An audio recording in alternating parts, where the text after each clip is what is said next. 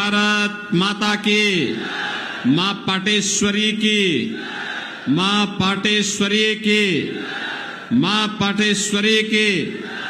वंदे वंदे वंदे। देवीपाटन मंदिर के श्री महंत श्री मिथिलेश नाथ जी, उत्तर प्रदेश सरकार में मंत्रिमंडल के मेरे वरिष्ठ सहयोगी, प्रदेश के जल शक्ति मंत्री श्री स्वतंत्र देव सिंह जी, भारतीय जनता पार्टी के जिला के अध्यक्ष श्री प्रदीप सिंह जी, श्रावस्ती बलरामपुर लोकसभा क्षेत्र के प्रत्याशी श्री साकेत मिश्रा जी, लोकप्रिय विधायक श्री कैलाशनाथ शुक्ला जी, विधायक बलरामपुर श्री पलटू राम जी, मंच पर उपस्थित प्रदेश उपाध्यक्ष श्री ब्रज बहादुर जी, इस क्षेत्र के पूर्व सांसद विधान परिषद सदस्य श्री चौधरी जी, मंच पर उपस्थित भारतीय जनता पार्टी के हमारे सभी पदाधिकारीगण और समय के पूर्व इतनी भारी संख्या में श्री साकेत मिश्रा जी को अपना आशीर्वाद प्रदान करने के लिए आए हुए बलरामपुर और तुलसीपुर क्षेत्र के जुड़े हुए मेरे सभी उपस्थित बहनों और भाइयों, मैं सबसे पहले मां पाटेश्वरी के श्री चरणों में कोटि कोटि नमन करते हुए आप सभी का मैं हृदय से अभिनंदन करता हूं, स्वागत करता हूं। बहनों और भाइयों, आपके साथ संवाद के बहाने मुझे मां पाटेश्वरी के दर्शन करने का अवसर प्राप्त हो जाएगा। अन्यथा हम लोग तो पिछले 2 महीनों से लगातार चुनाव में लगे हुए हैं और चाहते हुए भी मैं नवरात्रि के दौरान दर्शन करने नहीं आ पाया था। बहनों और भाइयों, लगातार प्रदेश भर में, देश भर में, और मैं आपको विश्वास के साथ कह सकता हूं, मैं अभिनंदन भी इसलिए आपका करना चाहता हूं कि आज ही इस संसदीय क्षेत्र में श्रावस्ती में प्रधानमंत्री जी की सभा लगी थी। उस सभा की अभूतपूर्व सफलता के बाद अब तुलसीपुर में यह सभा 7 बजे थी और मैंने देखा कि 6 बजे ही जनता जनार्दन यहां आ गई है। आपका ये उत्साह सचमुच सचमुच नए भारत के नए उत्तर प्रदेश में नए बलरामपुर जनपद की ओर हम सबका ध्यान आकर्षित करता है। यह दिखाता है कि जनता जनार्दन अच्छे के साथ रहती है, बुरे के साथ नहीं रहती। विकास चाहती है, विनाशकारी ताकतों को खारिज करती है। बहनों और भाइयों, 5 चरणों का चुनाव हो गया है और 5 चरणों के चुनाव में पूरे देश के अंदर अलग अलग राज्यों में मुझे जाने का अवसर प्राप्त हुआ।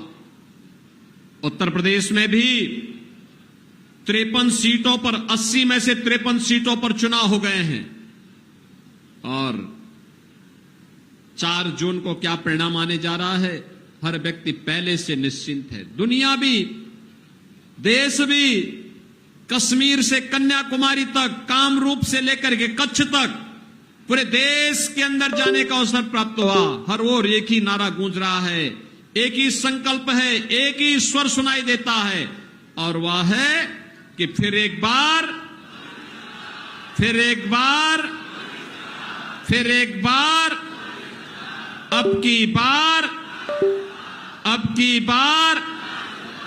जब 400 पार की बात हम करते हैं तो समाजवादी पार्टी को चक्कर आने लगता है। क्योंकि बहनों और भाइयों 400 सीटों पर तो उसने कभी सपने में भी चुनाव लड़ने की नहीं सोचा है। 400 सीटों पर तो चुनाव ही नहीं लड़ी है। इसलिए बोलते हैं क्या 400 पार पा जाएंगे? जनता जनार्दन कहती है हां पाएंगे। और जनता जनार्दन के द्वारा तो यह भी कहा जाता है कि जो राम को लाए हैं, जो राम को लाए हैं, वो कहते हैं क्यों?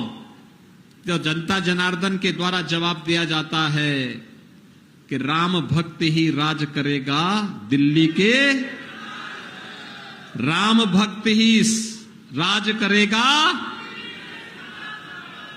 और इस समय सबसे बड़े राम भक्त हैं नरेंद्र मोदी।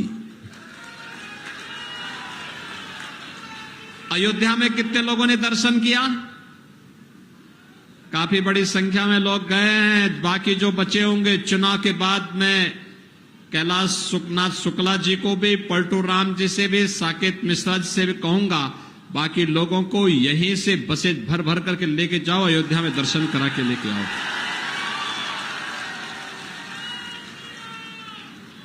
बहन और भाइयों, अब आप अयोध्या जाएंगे, आपको एक नई अयोध्या दिखेगी। त्रेता युग की साक्षात दर्शन कराने वाली अयोध्या। एक अयोध्या ऐसी दिखेगी आपको लगेगा साक्षात भगवान राम इस धराधाम पर अवतरित होकर के आपको आशीर्वाद दे रहे हैं। अयोध्या एक नई अयोध्या के रूप में। 500 वर्षों का इंतजार समाप्त हुआ, पर वो रामलला अयोध्या में विराजमान हुए। 500 वर्षों में हमारे रामलला ने, हमारे प्रभु रामलला ने अयोध्या में पहली बार 500 वर्ष में होली भी खेली और अपना जन्मदिन भी मनाया है। बहनों और भाइयों, अद्भुत क्षण था जब रामनवमी के दिन रामलला का अभिषेक साक्षात भगवान सूर्य कर रहे थे, सूर्य तिलक से कर रहे थे। आपने देखा होगा वह दृश्य भी। एक और राम भक्तों का और अयोध्या में क्या अद्भुत संगम है। रामलला विराजमान हुए अपनी जन्मभूमि पर और हमने इंटरनेशनल एयरपोर्ट बनाया है। 821 एकड़ में इंटरनेशनल एयरपोर्ट अयोध्या में बना और इंटरनेशनल एयरपोर्ट का नामकरण है महर्षि वाल्मीकि के नाम पर।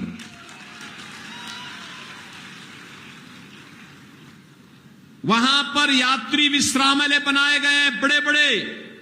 एक एक यात्री विश्रामालय में 500 1,000 लोग ठहर सकते हैं। 5 से 10 हमने ऐसे बना दिए।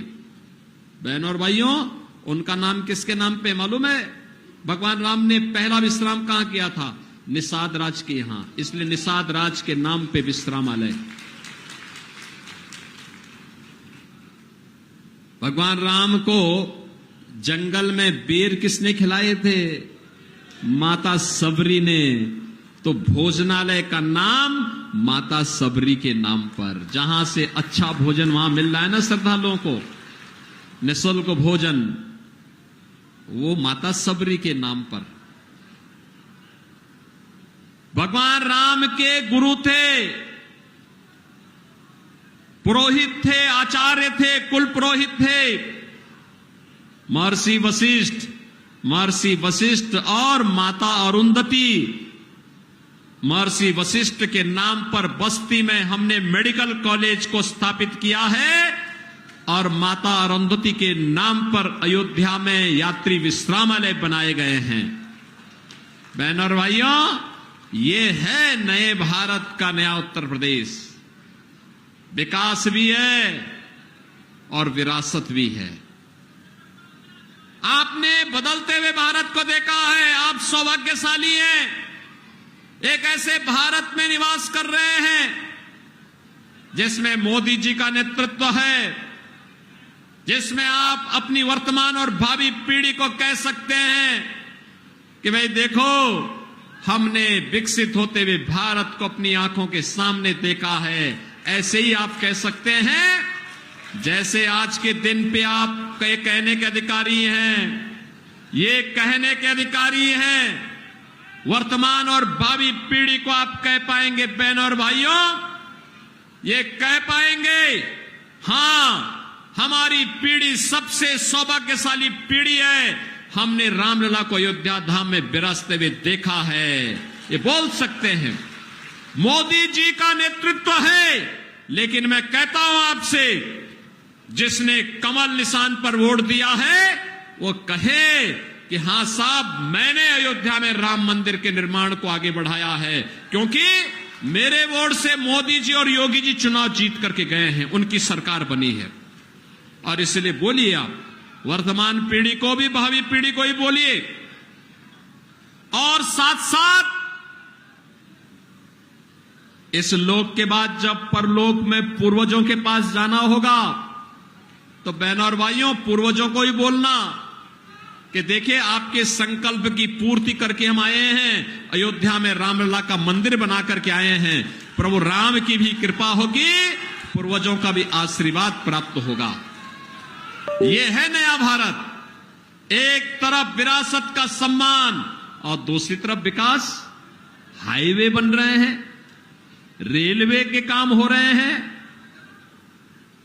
मेडिकल कॉलेज बन रहे हैं, एम्स स्थापित हो रहे हैं, आईआईटी और आईएम बन रहे हैं, एनआईटी और ट्रिपल आईटी बन रहे हैं, वर्ल्ड क्लास यूनिवर्सिटी का निर्माण हो रहा है। और यही नहीं, गरीबों के कल्याण के लिए कितना कार्य हुआ है, यह आपसे किसी से छुपा हुआ है। इस समाजवादी पार्टी के समय में ये सभी गरीबों का अन्न खा जाते थे, राशन माफिया हावी थे। यहां तो क्या था, वहां उनके समय में राशन माफिया, भू माफिया, पशु माफिया, जंगल माफिया, खनन माफिया और पेशेवर अपराध में लिप्त माफिया, यही थे ना। और इसीलिए हमने कहा अगर राम लला को अयोध्या में विराजमान करेंगे तो माफियाओं का राम नाम सत्य है की यात्रा भी निकालेंगे। निकली ना। ये समाजवादी पार्टी की सरकार थी, क्या करते थे, सपा का है एक ही नारा, खाली प्लॉट पर कब्जा करके वे बनाते थे अपना, इस ढंग से करते थे, यानी खाली प्लॉट है हमारा, यही बोलते थे ना। और जैसे ही 2019 मार्च 2017 को मैंने शपथ ली, मैंने पहली बैठक ली और मैंने प्रशासन से कहा, उस समय के मुख्य सचिव से डीजीपी को बुलाकर के वरिष्ठ अधिकारियों से कहा, मैंने कहा जितने गरीबों की जमीन पर, जितनी व्यापारियों की जमीन पर समाजवादी पार्टी के किसी माफिया ने, किसी गुंडे ने कब्जा किया है, अगले 48 घंटे के अंदर एक कब्जा हट जाना चाहिए। और बहनों और भाइयों, मैंने कहा अगर सीधे मुंह से कोई नहीं मानेगा तो टेढ़ी उंगली से उसको निकालना, और अगर तब भी नहीं मानेगा, क्योंकि बहुत बार होता है ना कि लातों के भूत बातों से नहीं मानते, तो मैंने कहा उसके बाद उसकी छाती को रौंदते हुए बुलडोजर भी चला करके अतिक्रमण को हटा देना। आज मैं कहता हूं, क्या कोई समाजवादी पार्टी का गुंडा और कोई अपराधी किसी खाली प्लॉट पर कब्जा कर पाएगा क्या? किसी बेटी और व्यापारी की सुरक्षा के लिए खतरा बन सकता है क्या? खतरा बनेगा तो 7 पीढ़ी याद करेगी क्या हाल करेंगे। बहनों और भाइयों, सुशासन की पहली शर्त है सुरक्षा, बिना भेदभाव की सुरक्षा। एक माफिया यहां भी मंडरा रहा था, देखा ना, ये पप्पू खां की हत्या कर दी गई थी यहां, और दिन दहाड़े हत्या करके और फिर क्या करते हैं, हत्या भी करेंगे, और हत्या करने के बाद फिर इसके बाद सहानुभूति व्यक्त करने के लिए भी चले जाते हैं। अब यूपी में ऐसे नहीं चलेगा।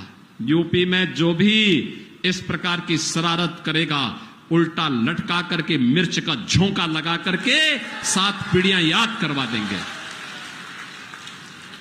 और इसीलिए मैं आज आया हूं आपसे कहने के लिए कि बहनों और भाइयों, याद करना, मोदी जी के नेतृत्व में सुशासन का जो स्वाद हमें मिल रहा है, फ्री में राशन, मुफ्त में उपचार, किसानों को किसान सम्मान निधि, और यही नहीं, घर घर घर शौचालय, हर गरीब को मकान। मोदी जी ने कुछ घोषणाएं और की हैं। 4 जून को जैसे फिर एक बार मोदी सरकार बनेगी, तो मोदी सरकार बनने के साथ 70 वर्ष से ऊपर के हर एक व्यक्ति को, हर एक बड़े बुजुर्ग को 5 लाख रुपए हर वर्ष उपचार का कार्ड, आयुष्मान कार्ड उपलब्ध होगा। हमने थारू जनजाति के लोगों के मकान 100% बनाने की पहले से ही गारंटी ली है। मोदी जी ने कहा जितने भी दलित होंगे, वंचित होंगे, पिछड़ी जाति के लोग होंगे, अन्य गरीब होंगे, जिनके पास अपना मकान नहीं है, सिर ढकने के लिए छत नहीं है, उसको भी हम मकान उपलब्ध करवा देंगे। 4 जून के बाद ये कार्य प्रारंभ हो जाएगा। बहनों और भाइयों, यहां विकास भी है, विरासत भी है, सम्मान भी है, सुरक्षा भी है, सुशासन भी है, क्योंकि राम भक्तों की सरकार है। और ये रामद्रोही, ये अभी सत्ता से कोसों दूर हैं, और ये क्या बोल रहे हैं? इनका घोषणा पत्र कहता है कि अगर हम सत्ता में आए तो पिछड़ी जाति का आरक्षण का अधिकार छीन करके मुसलमानों को दे देंगे। क्या आप इसको स्वीकार करेंगे? क्या अनुसूचित जाति के आरक्षण का अधिकार मुसलमानों को दे देंगे? अरे बाबा साहब भीमराव अंबेडकर ने विरोध किया था, कहा धर्म के आधार पर आरक्षण नहीं हो सकता, क्योंकि ये देश के विभाजन का कारण बना था। लेकिन ये समाजवादी पार्टी और कांग्रेस के लोगों की समझ में आएगा नहीं। ये लोग तो देश का अहित करना चाहते हैं। पहले राम का विरोध किए, अब देश का विरोध कर रहे हैं। ये धमकी दे रहे हैं कि पाकिस्तान के खिलाफ मत बोलिए। हमने कहा क्यों? कहा पाकिस्तान के पास एटम बम है। हमने कहा उससे बड़ा एटम बम हमारे पास है, चिंता मत करो। अरे कंगाल पाकिस्तान क्या लड़ेगा हिंदुस्तान से? हिंदुस्तान तो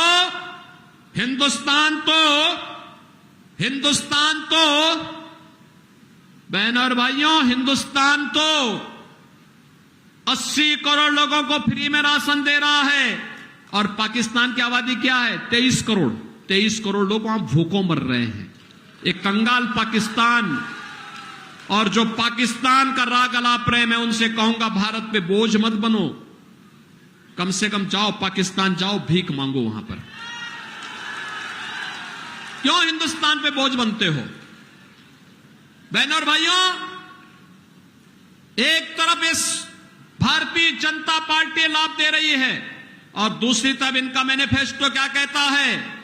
कहता है सत्ता में आएंगे, पिछड़ों का आरक्षण बांट करके मुसलमानों को दे देंगे। और कांग्रेस और समाजवादी पार्टी, यानी इनका गठबंधन की सरकार है कांग्रेस की कर्नाटक में, उसने वहां पिछड़ों के आरक्षण को मुसलमानों में बांट दिया।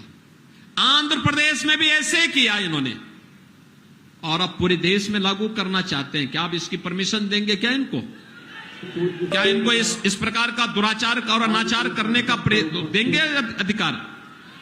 और दूसरी बात इन्होंने और भी खतरनाक कही है। कहते हैं कि हम गरीबी हटाएंगे। एक पत्रकार ने पूछा कैसे हटाएंगे, तो इन्होंने कहा गरीबी हटाएंगे, एक झटके में हटा देंगे। कहा झटके में कैसे? तो उसने कहा राहुल गांधी और सब एक ही है ना, 2 लड़कों की जोड़ी है। जब भी ये दोनों लड़कों की जोड़ी मिलती है, कोई ना कोई अनर्थ का काम करने के लिए लोग तत्पर होते हुए दिखाई देते हैं। और ऐसे ही इनके द्वारा फिर कहा गया, कहा कैसे हटाएंगे? कहा हर व्यक्ति की परिवार की संपत्ति का हम सर्वे करवाएंगे। तो कहा फिर का संपत्ति का सर्वे करवाने के बाद उसमें वरासत टैक्स लगा देंगे। कहा वरासत टैक्स क्या होता है? ये अमेरिका में लगता है। आपके बाप दादों की जो संपत्ति होगी, जमीन, मकान, पैसा, जेवर, उसमें से आधा कांग्रेस और सपा के गुंडे ले लेंगे।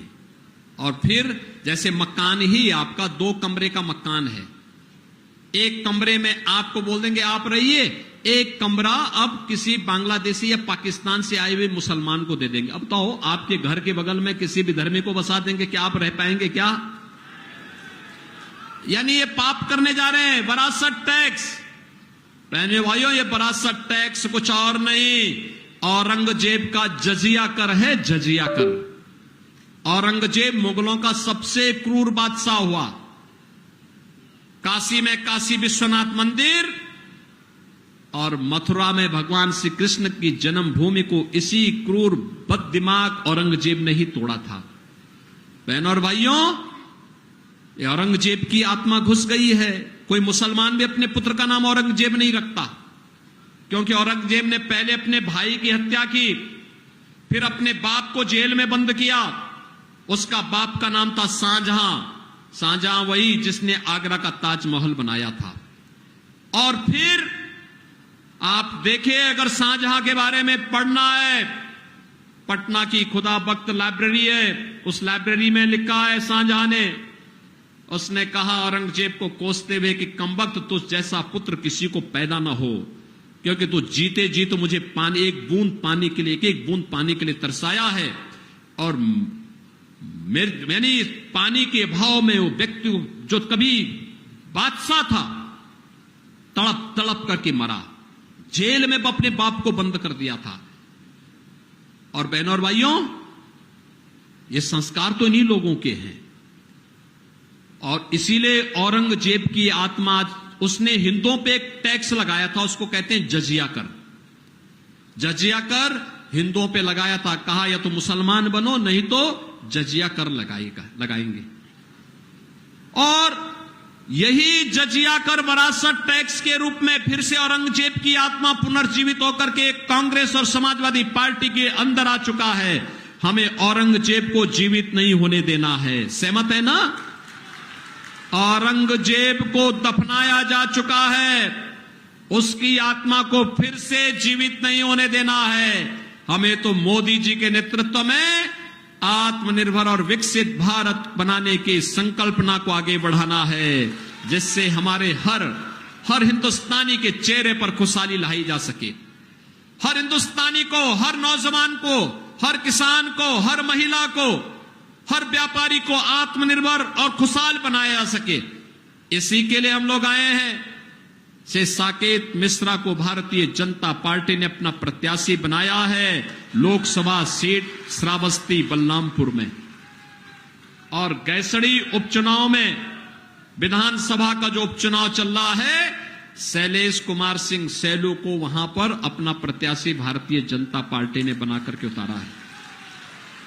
भारतीय जनता पार्टी के प्रत्याशियों को अपना दल का भी समर्थन है, निषाद राज पार्टी का भी समर्थन है, राष्ट्रीय लोकदल का भी समर्थन है, और भारतीय जनता पार्टी के प्रत्याशी को सुहेलदेव राजभर पार्टी का भी समर्थन प्राप्त है। बहनों और भाइयों, इसीलिए मैं आया हूं। श्री साकेत मिश्रा और श्री सैलू कुमार सिंह सैलू कमल चुनाव चिन्ह पर भारी बहुमत से विजयी बनकर के जाएंगे। जहां तक मेरी आवाज जा रही है, दोनों हाथ उठा करके मुझे इस बात के लिए आश्वस्त करो कि साकेत मिश्रा और सैलू जीत के जाएंगे। लेकिन इसके लिए आपको दो काम करने होंगे। करेंगे। पहला काम, कल और परसों 2 दिन का समय आपके बाद प्रचार के लिए होगा, घर घर जाकर के जनसंपर्क करने के लिए। तो कल और परसों के समय का उपयोग कैसे करना है? इनमें यहां पे जितने लोग आए हैं, जितने लोग मेरी बात सुन रहे हैं, 10-10 घर में जाकर के जितने सदस्य होंगे उन सभी लोगों से मिलकर के और उन लोगों को कमल चुनाव चिन्ह पर वोट डालने के लिए कहेंगे। तो कल और परसों मिलाकर के 20 हो जाएंगे। 20 परिवार का मतलब 100 मतदाता, एक व्यक्ति को 100 मतदाताओं को 25 मई को मतदान केंद्र में ले जाना है। ले जाएंगे? मतदान केंद्र में ले जाएंगे। अच्छा, आपके पास मोबाइल फोन होगा तो उसको लाइट जला करके थोड़ा दिखाओ, कितने, मैं भी देखता हूं कितनी आपकी ताकत है। जितना है सब लगाकर चमका दो एक बार थोड़ा। करवाएंगे? सभी लोग करेंगे 100-100 वोट को मतदान केंद्र पर ले जाने की जिम्मेदारी लेंगे? वाह भाई, मैं तो सोचता था कि तुलसीपुर में मोबाइल फोन, स्मार्टफोन कम होंगे, लेकिन ये तो पूरा ही स्मार्टफोन चमक रहा है। बहनों और भाइयों, ये चमकता हुआ आपका स्मार्टफोन बलरामपुर को भी चमकाएगा। विश्वविद्यालय बन गया है, मेडिकल कॉलेज बनने जा रहा है, और अटल जी के हृदय, अटल जी की इस विरासत को आगे बढ़ाने का काम करेंगे। महाराज बलरामपुर ने राम जन्मभूमि के लिए जो बलिदान दिया है, उस परंपरा को हम आगे बढ़ाने का काम करेंगे। आप सभी सहमत है ना? तो फिर मेरे साथ बोलेंगे, भारत माता की, भारत माता की, भारत माता की जय श्री राम, जय जय श्री राम।